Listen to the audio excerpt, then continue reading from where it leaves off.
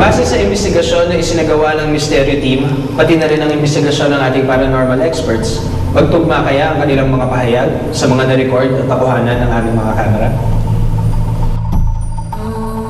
Ang pagsamasamahin ang lahat ng nai-report na nakikitang pangitain sa gusali, tila nagkatugma naman ang mga nakita at naramdaman ng paranormal investigators sa mga nakita at naramdaman ng mga empleyadong nagtatrabaho sa gusali. What I see is there's something here before and was teared down, and there's new building here, and na-carry over yung mga spirits dito sa area. Ang babae sa hagdanan na nakikita di umano ni Julie.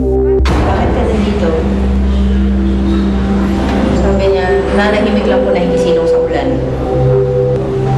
Nakatayo siya ganyan. Nakaganito, ganyan. Basta nanahimik lang siya dito. Nakaganyan.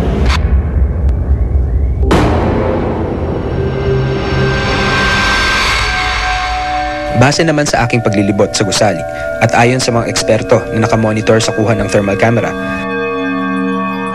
wala masyadong revealing, pero I was hoping to see something, pero wala masyado eh. Hindi ko nakita. Sa pag-analyze ko rin sa thermal camera, walang extraordinary.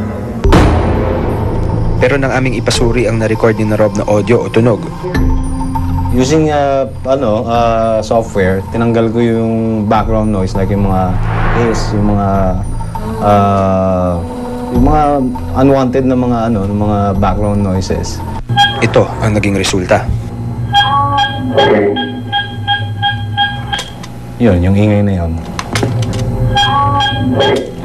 Yun, yung wow, parang may gumanon.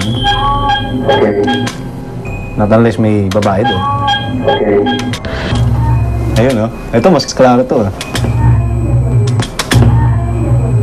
Babae! Di ba? Babae siya, hindi siya bata.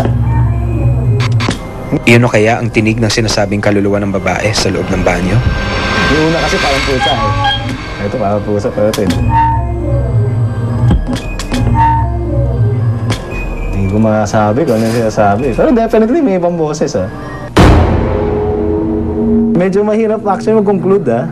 Pero definitely, for me, I think it's a female voice. Habang tumatagal, unti-unti na nating nasusulyapan at nauulunigan ang mga di pa karaniwang kaganapan sa ating paligid sa tulong ng makabagong teknolohiya.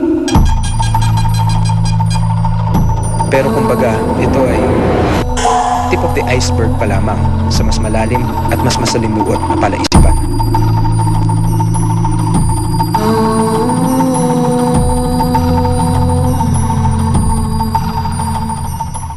May mga bagay at pangyayari na sadyang hindi may paliwanag. Dito na sila namatay. Dito na din sila magmumulto. Buksan ang mga mata.